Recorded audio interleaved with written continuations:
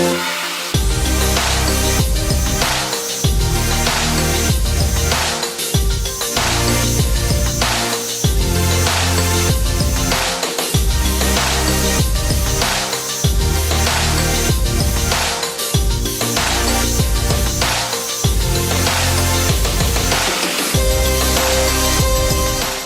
everyone and welcome to another fresh edition of the show.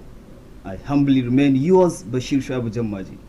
Our guest today is a Nigerian academic, educator, publisher and media scholar. He taught and still teaches media and science courses in many Nigerian universities and around the world. He holds double professorships in science and media and cultural communication, both from Kano in 1997 and 2012 respectively. To hear more about our great personality today, be with us.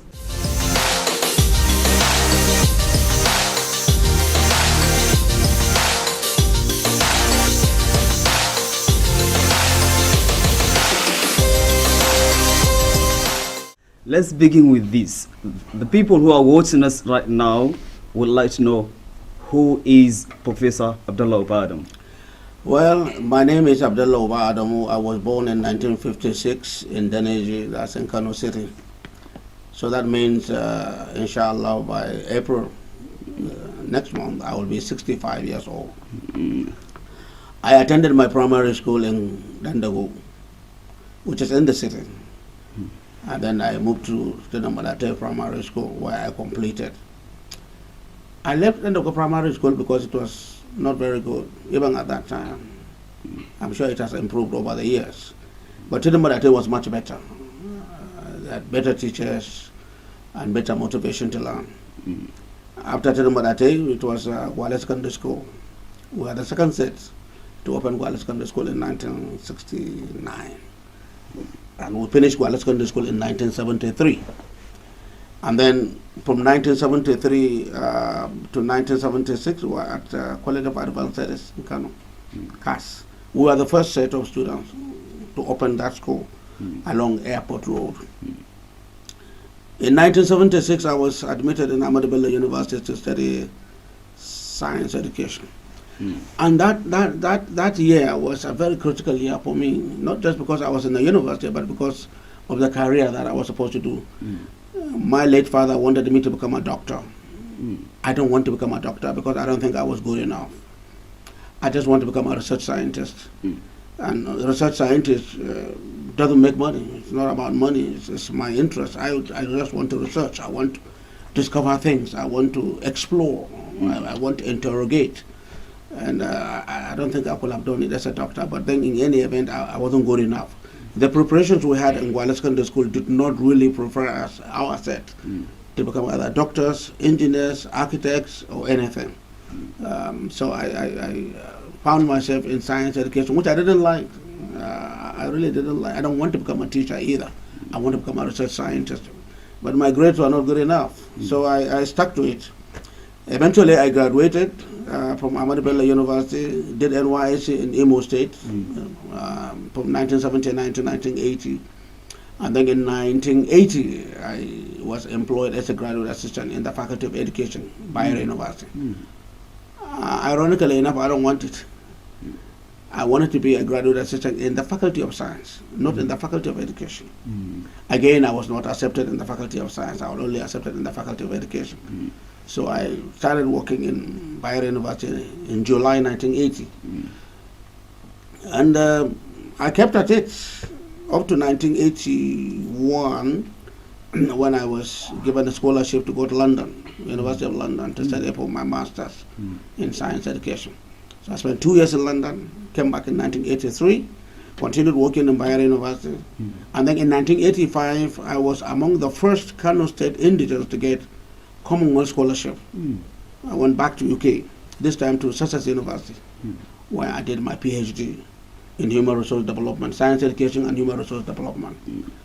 I came back to Bayero University and continued teaching and researching up to about 1991, when I was offered a chance to become African Senior Research Scholar, Fulbright, at University of California, Berkeley, where I spent a year and wrote a book. I came back in 1992 and continued. 1993, I was in Italy, Rockefeller Foundation Fellow resident, where I wrote another book. Came back, continued. And 1997, I became a professor of science education. I was 41 years old at that time. And I said, I have no intention of staying in education for the rest of my life. Because at that time, you retire at the age of 65. So that means this year, 2021, will have been time when I will have retired.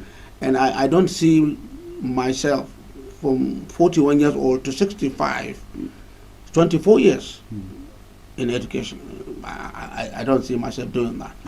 I got into education because of Providence. So now I said, let me do something that I really like, something that I really enjoy, research.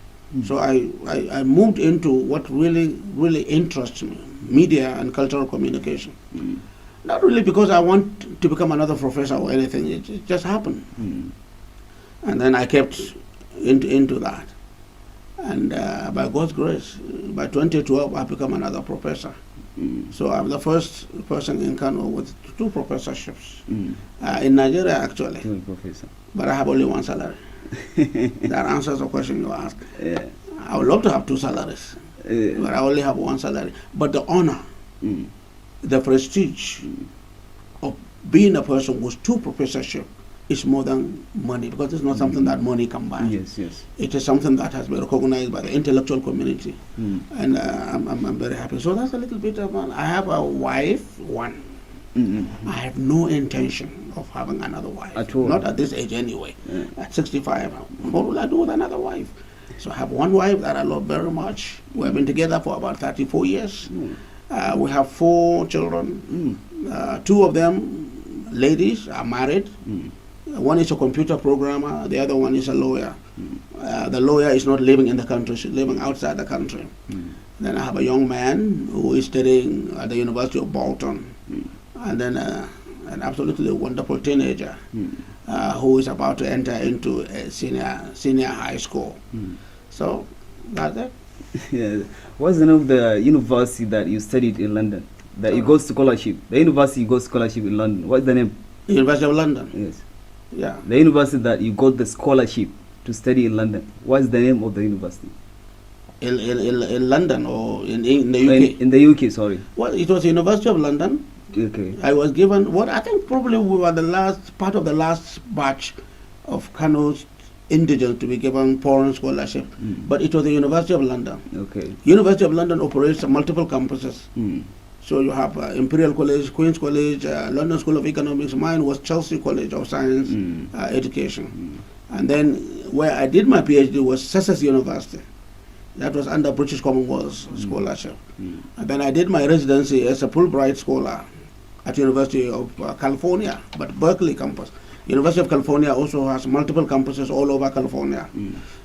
You have Davis, you have San Francisco, you have Berkeley. So I was in Berkeley. Okay. Yeah. Well, I understand you got the chance to study on scholarship. Do you think that the availability of scholarship during your time is much better than now? It is much better because during our time, you don't have to be the son of anybody to get it. You don't have to be attached to any politician to get it. If you are good, you're good. If you get the admission, you just simply take it to them, and then they just get your scholarship straight away. And you are given your money as and when due. I think the amount of money given to us was not huge by today's standard, but it was massive by those days' standard. It was sufficient for you to do whatever you want to do. See, the problem with our generation, even at that time, was that you are in a foreign land and you want to buy television, you want to buy sound system, you want to buy shoes, you want to buy shirts, you want to buy a jacket. I mean, you want to buy all these sort of things. I wasn't buying those things, I was buying books. Because for the first time in my life, I have seen books that are cheap.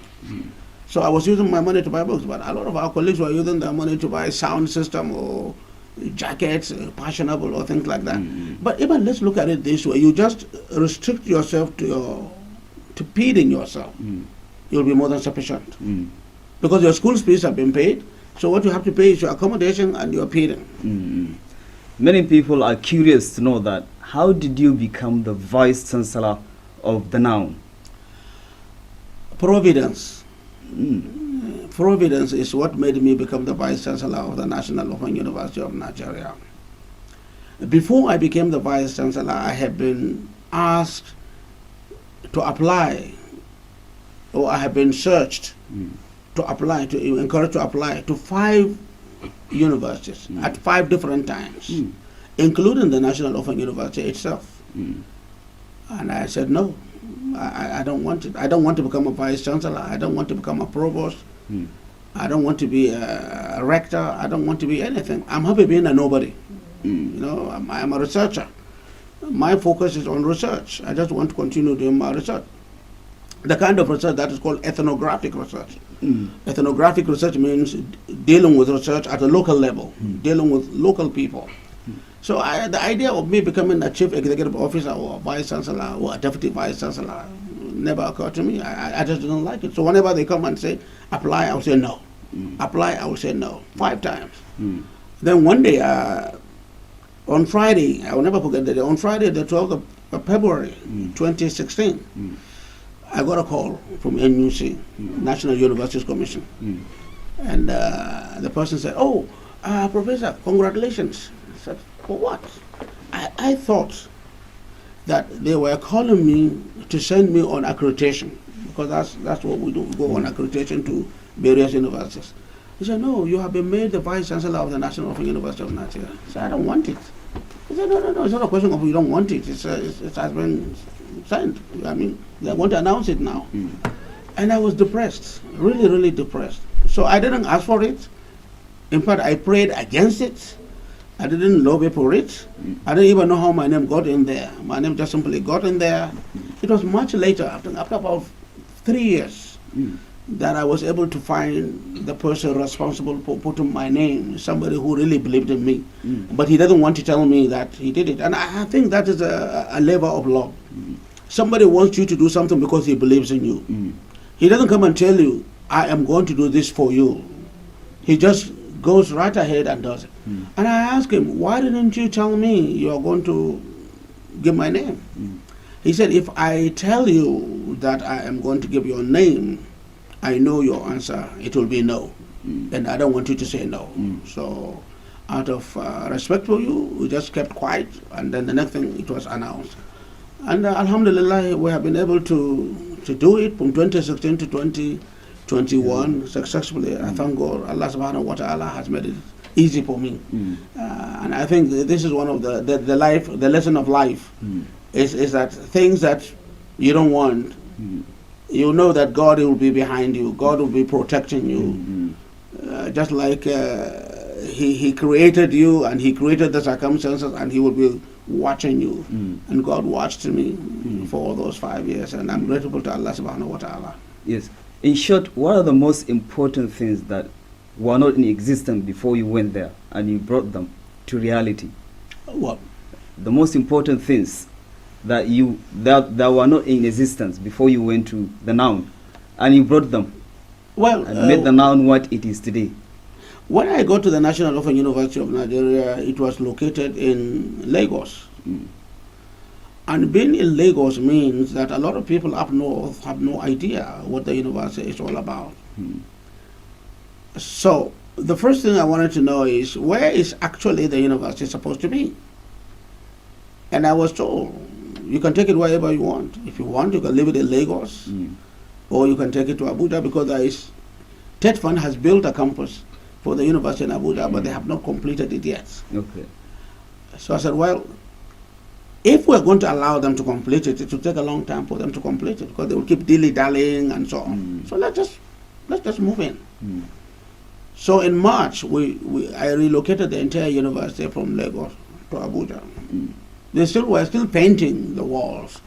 There was no furniture, so we had to use plastic desks and chairs. But we did it. It took about 6 months that we did it, and then gradually the faculties started moving. What moved first was the Vice Chancellor and the principal officers.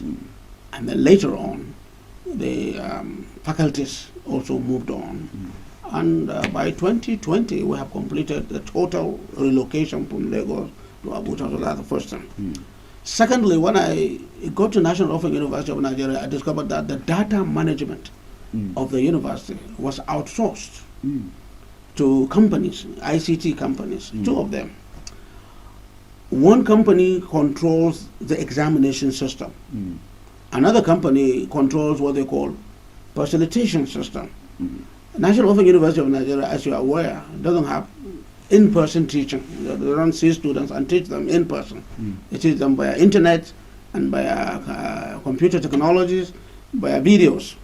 So the company that handles the video part, which is called electronic facilitation, is separate. It's outside the university. Okay. Then the examination system in about 88 study centers was also controlled by another company.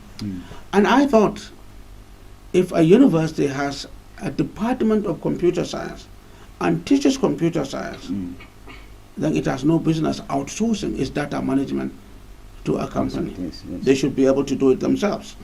So we sat down and I tasked all of them to come up with a plan in which we can now manage the data ourselves.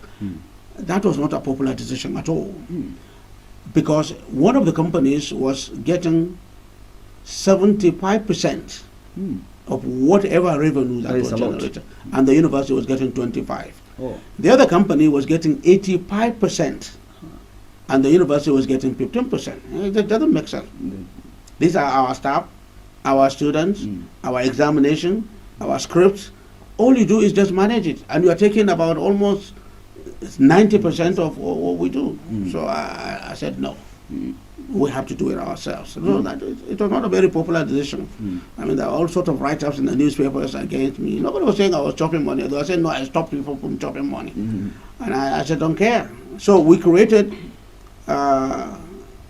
Director of Management Information System. We created a Director of Learning Content Management System. We empowered and enhanced and expanded Director of Examination Administration. So the three of them control the data management in the university. So that is one thing that I'm very, very happy with. We're able to do that, and now the control is in our hands.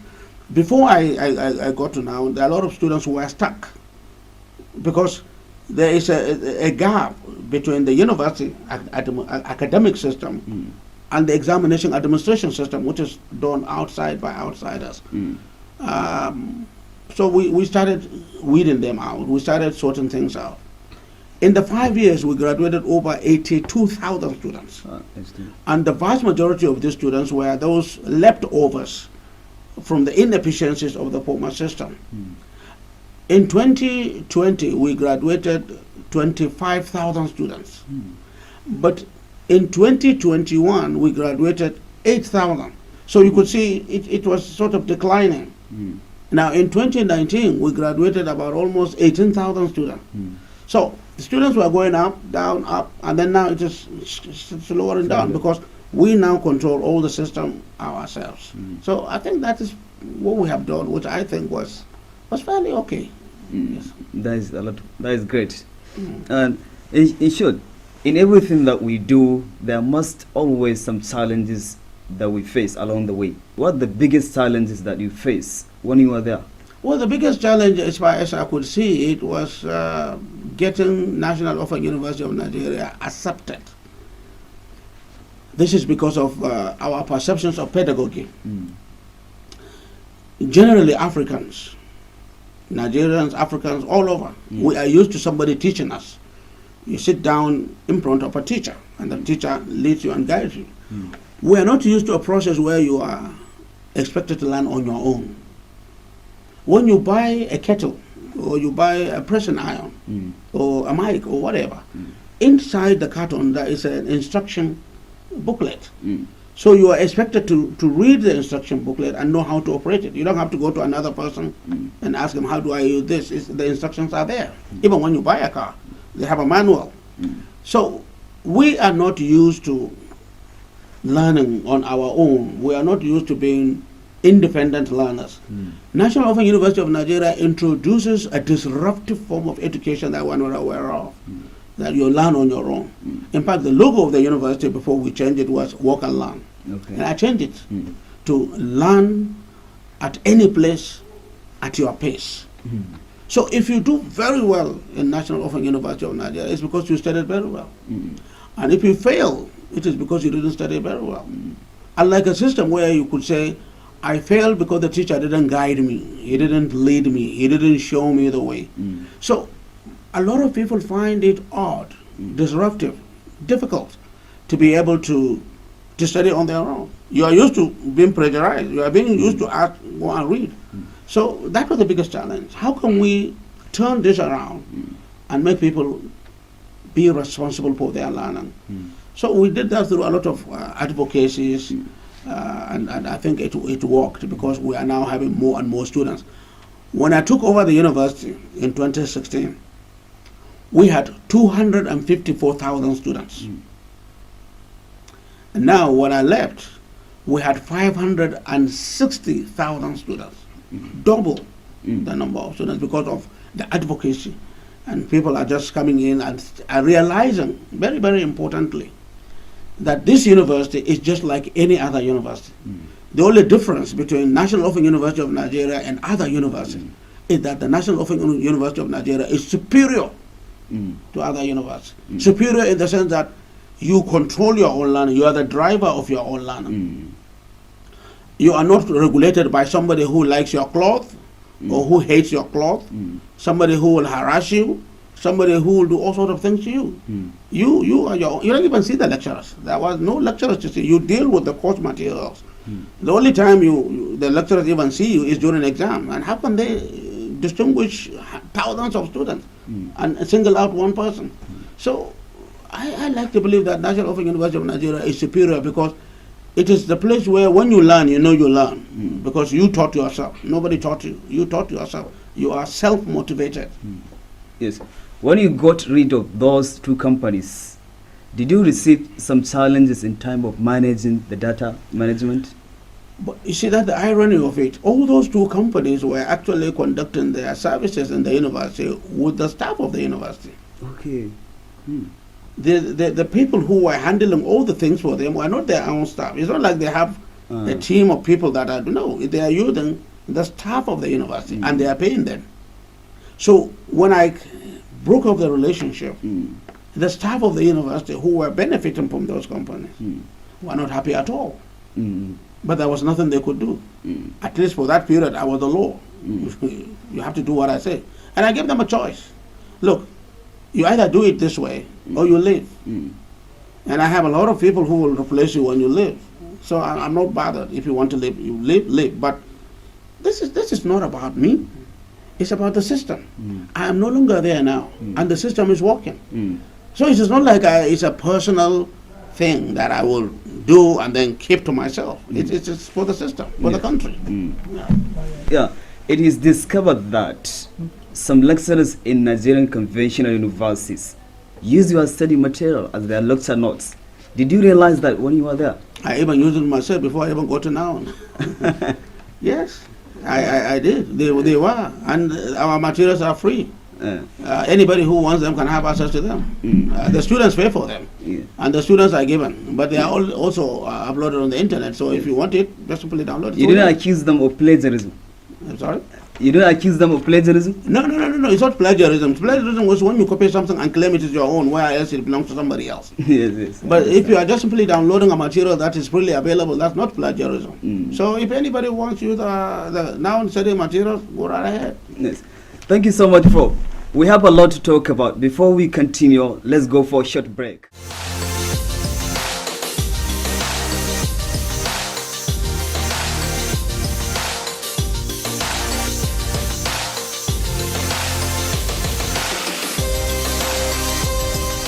Now, welcome back. Now let's talk about reading or reading culture in general. Prof, do you think that there are some books like Hausa romantic novels that are useless and reading them is just like a waste of time? I don't think there is any written word by any human being in any era of human history that can be called useless. So long as it is written, so long as somebody can read it, it can never be useless. Yes, I could remember what happened in 2007 here in Kano, where the government publicly banned some books and said they're immoral and useless. It is not the books that are immoral. It is the people reading the books that are immoral.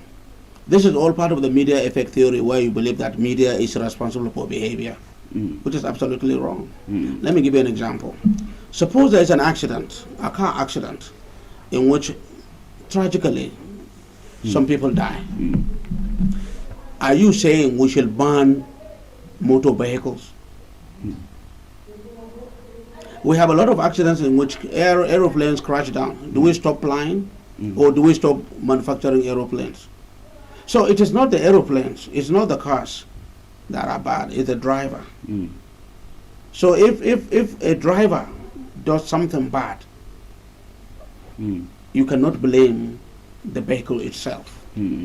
So books are written by people, and it is up to those people to decide what they put in their books, not up to someone else. Yes, but do you accept the thought that a book that is written on crimes, for example, or on something that is bad, can change the reader, can influence the reader to be a bad person? No. If somebody reads a book on crime and decides to become a criminal, it is because he already has criminal genetics. Okay, in him? Genetically he is a criminal. Okay. But not because he has written a book. If you ask anybody who is in my generations, in their 60s, they have read James Hadley Chase. Yes. They have I read them Kano. too. You read James Hadley Chase? A lot of them. Did it make you a criminal? No. Well, fine, there you are. Yes. So it's not what you read that makes you, it is who you are. And do you believe that Hausa people have the best reading culture in Nigeria? They do. They do? Yeah. They read the Quran. Yes, yes. Quran is a book. That's Every Hausa Muslim read the Quran every single day. That's reading culture. Or are you saying reading culture is reading foreign novels, or foreign things, or foreign newspapers, and that's what makes you reading culture? You read the Quran every day. ذَلِكَ الْكِتَابُ لَا رَيْبَ فِيهِ هُدًى لِلْمُتَّقِينَ. It's like a book of guidance. You read it every day. You're reading culture. Yes, let's talk about Kano. Everything that we do in this life, there must always some people or things that inspire us to do that particular thing. Or sometimes we got the inspiration within us.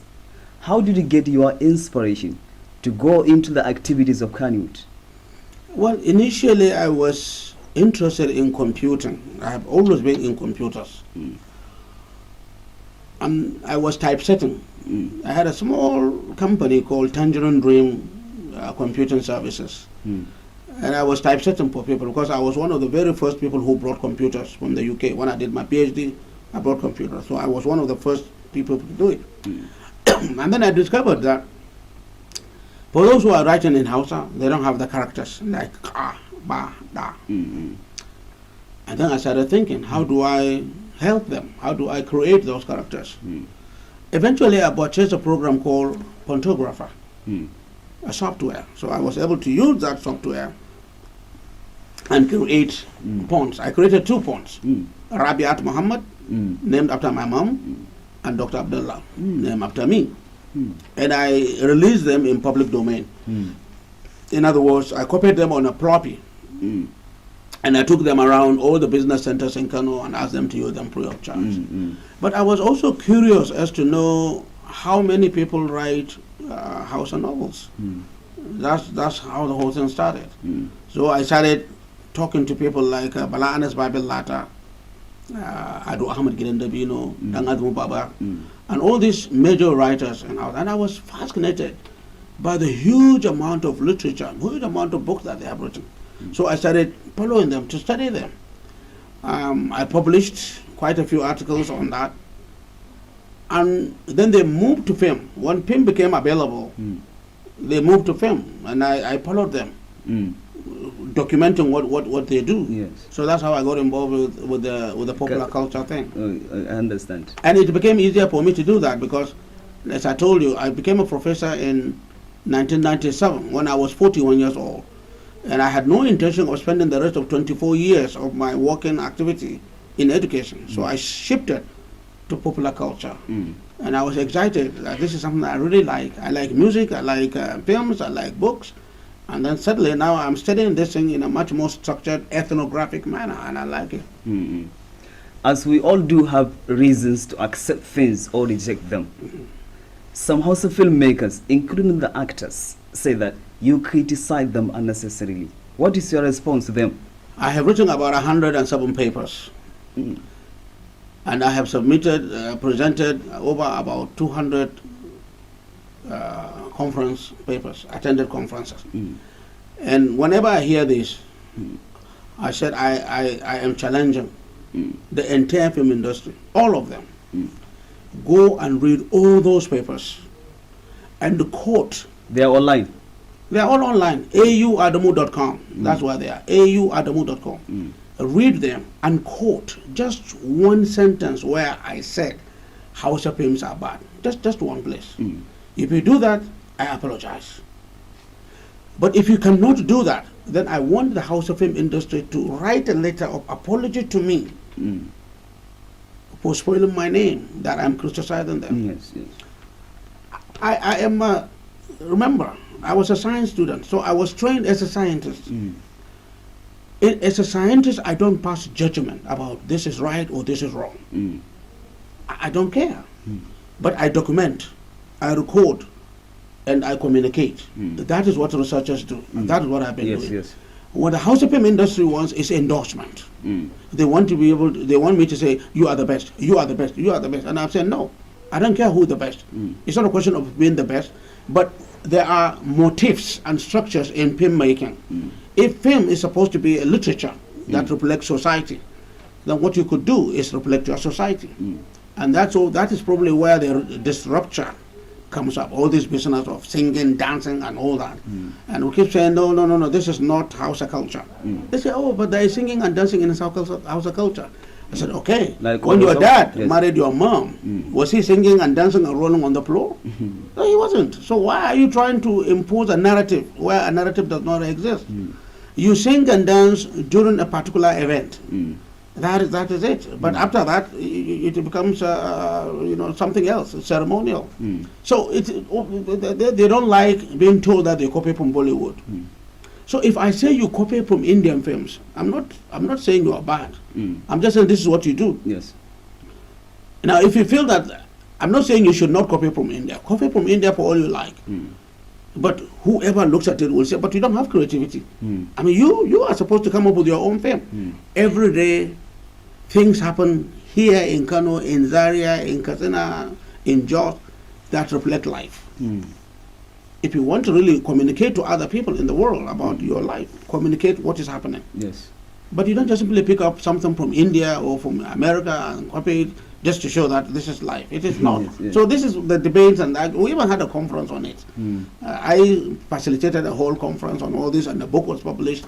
Right now, there is somebody doing his PhD at University of Cologne in Germany on this issue of culture and so on. So the film industry does not like people observing what they do. Unfortunately, people have the right to observe what you do, and they have the right to document it. Yes, yes, exactly. They still say that, why don't you produce your own film? Though you have a documentary, you made a documentary, I know about that.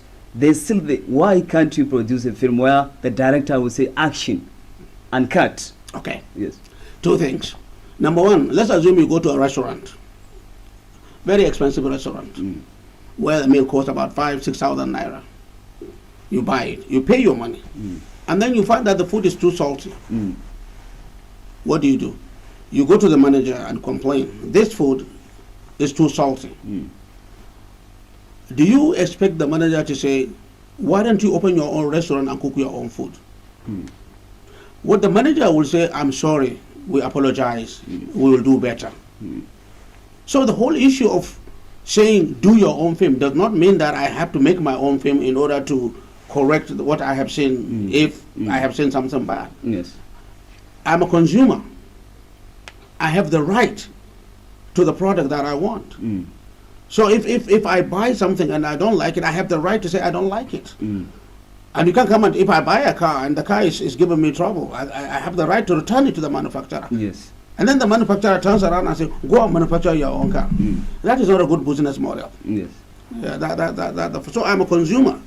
As a consumer, I have the right to do this. Secondly, I did better. when I was the Vice Chancellor of National Open University of Nigeria, I created film production. Film production. We have film production, BSc film production. And I'm telling you, go and study film production and learn how films are being made. Don't just simply say, I've watched hundreds of films, I can become a director, producer, singer, scriptwriter. No, go and learn the process. There is a program, film production. And I'm telling you, we have students, about 105 students studying film production currently in National Open University of Nigeria. And I don't think there's anybody from Kano. That's unfortunate. There you are. Yes. Let's now talk about music and dancing. Oh my God, Prof, you are everywhere. Everywhere you go, everywhere one goes, they must see you. Just like MTN. How did you get involved in hip-hop music and decide to conduct research on them? I have always been interested in music as a child. Music has always been my passion. In fact, in 1974, 75, I almost became a musician. But the desire to study became stronger, so I abandoned that one. I was given my first guitar in 1969 by my dad. So my interest in music was endorsed by my father. He gave me a guitar, an acoustic guitar called ukulele guitar. Of course, I couldn't play it very well. But later on, I bought my own guitars. I have two guitars. Right now, as I'm talking to you, I have two guitars. There's an electric guitar that I have, and then there is a hybrid guitar, which is electric and acoustic. I have a bagpipe, you know, the Scottish bagpipe instrument. I have a roll-up piano. I have a violin. I have a flute from Istanbul. So I have a lot of musical instruments. I've been interested in music. So when I was in the U.S., hip-hop was the rage. I've always been interested in hip-hop music, but getting in the U.S. means you are immersed in it. And so I've been interested. So when the film industry started giving me too much wahala, I said, well, that's it. I cut up, moved on. At that time, hip-hop was coming up. People like Billy O were starting up. I think you should give me a doctor. That's right. So I was very, very interested in hip-hop. I love it. And I think Normis G is a genius, absolute genius. He's just amazing, absolutely amazing. Not only is he a fantastic rapper, but he also has a fantastic way of showcasing young rappers. And so I like it. As an art form, as a research form, I presented a lot of papers on it. And so I think I love it. And the hip-hop community is a wonderful community. They never say you are criticizing us unnecessarily. I mean, unlike the film industry where they will come and say this, they will come and say that. But the hip-hop community accepts criticism. They accept to be pushed forward, and we've been doing that. Yes. Of all the cities in Nigeria and around the world, why do you want to live in Kano? Always in Kano? Identity. Because Kano you are born here? Identity. Yeah, I was born, I was raised here. Kano is my identity. I have lived in many cities, and I never liked them. Okay? I mean, I never liked the restaurants, I never liked the buildings, they are beautiful, but Kano is it.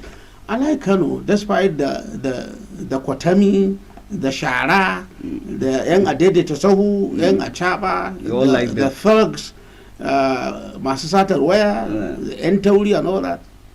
Despite all that, I love it. It's a beautiful city to me, because it's the only city where I feel comfortable, I feel at home. I'm walking down the street, okay, if you want to steal my phone, that is something different. I mean, they steal your phone wherever you are. But nobody is going to look at me and say, go back to where you come from. You black bastard. That's exactly what happens in the United States. You're black. Somebody hates you simply because you are black. I'm not a criminal. I'm not a drug dealer. I don't have a gun. I don't have anything. I happen to be black. And you hate me. Hello? I didn't make myself. That's how God made me. Kano is the only place where you feel safe and comfortable. As it says, everyone has a time for everything. Of all the things that you have achieved in your life, how much time do you have for your family? All the time. We are a very close family. Like I told you, four children, 2 have gone, they are no longer with us. They are married up, and then we have 2. And now with social media, my wife is on her phone, my son is on his computer, my daughter is on her phone, I'm on my computer. So we are connected. I mean, we sit down and talk about anything that we like. Sometimes we go out for lunch or dinner. It's a family. We just simply go out to a restaurant and just simply chill out, you know. Yes, that is good. There is this big argument that whether there is anything like Hausa Fulani, or is it only Hausa and Fulani? The term Hausa Fulani was created by southern Nigerian journalists during the Murtala Mohammed regime, when they were looking at the number of northerners who have ruled the country. And northerners always keep telling you that they are Fulani. They'll tell you, I'm a Fulani, Shagari is a Fulani, Sardona was a Fulani. Everybody was keep telling you he's a Fulani. They are Fulani, but they don't speak the language. So the southern journalists just simply call them out. These people are Fulani, but they don't speak the language. They only speak Hausa. So they are Hausa Fulani. You know, Hausa speaking Fulani. That's actually what that term meant. It's not an identity ethnic marker. It was not used to map out a particular ethnicity. It's just saying Hausa speaking Fulani. Okay. That's exactly the expression. Oh, they are Hausa speaking Fulani. But somehow or the other, the speaking part was dropped and Hausa Fulani came in. There's nothing like Hausa Fulani. You are either Fulani or you are Hausa. If your father is Fulani, you are Fulani. If your father is Hausa, you are Hausa. Okay, it is from the father. We take it from the father. All societies map the identity from patrilineage. It's the father. If your father is a Fulani and your mother is a Jamaican or Canadian or an Indian, you are Fulani. You can't say I'm a Jamaican or a Canadian. Yes. These questions come out of curiosity. Though they say curiosity killed the cat. Thank God I'm not a cat. Do you want to enter into politics in the future? Definitely, absolutely, undeniably, no. I hate politics. I hate the ideology of politics. I hate the structure of politics. I have absolutely no intention of kidding myself or fooling myself or deceiving myself into thinking that I could be a politician. I'm not a politician, I'm a researcher. Yes. That is how I want to be remembered for, and that's how I want to live my life up to the end of my life. Writing papers, publishing papers, giving talks, but not in politics. If you are given a chance, for instance, to be the Nigerian president, what is that one thing that you want to change? One thing. Attitude. The attitude of people. Yeah, attitude. Attitude of people. Be more responsible. Attitude of people. All these chaos and things like that is because of attitude. Selfishness. Everybody is thinking of himself. Attitude. Leaderships are thinking of themselves. Followership are thinking of themselves. So attitude. Once you change an attitude, that's what the whole agenda of this government was all about. Change. But it's something that takes a long time to do. It's not something that you do in a day or in a couple of years. Yes. Everyone accepts that you are deeply intellectual in our society. Do you have something that you still want to learn, but you don't have the time? Oh yeah, lots. Arabic. Okay. If there is one thing that I really want to learn more than anything, is Arabic. I want to learn Arabic. I want to learn. It's just like Bala Usman said, he regretted not learning Arabic. Arabic. And music, of course. Music composition. So these are the two things. But Arabic, I want to learn Arabic so that I can read the Quran and understand the Quran, appreciate it more. So, and I'm making efforts of that. I have a lot of videos and I have structures in order for me to learn. So it's Arabic and music composition. Yes, it says a word of advice is like a second mother to a child. What is your advice to the people who are watching you right now? Be yourself. That's it. Be yourself. Don't try to be anybody else. Don't let anybody manipulate or control what your life will be. Just be yourself. Be your own role model. For instance, my late father wanted me to become a doctor. I don't want to become a doctor. So we had this argument. You don't want to become, I said, I don't want to become a doctor. But sir, if you want to call your son a doctor, don't worry, you will do that. But I don't want to be a doctor. I want to be a researcher. So be yourself. Don't let anybody control you or manipulate you into doing their lives. Live your life. Be yourself. Our dual prof, I think from today on, if I want to call your name, I have to put the word dual. No, you don't have to. My name is Abdallah. Just call me Abdallah. I'll be fine with that. You won't be insulting me when you call me Abdallah. You won't be insulting me when you say Malam. If you have to address me by anything, just call me Malam. To me, Malam is an honor. Much more honorable than a professor. Yes. We have no word to thank you, but let me say, may Allah reward you abundantly. Inshallah. Yes. Those who are watching us right now, here, we have come to the end of today's edition of the show. I am Bashir Jammage saying many thanks for watching and have a nice day ahead.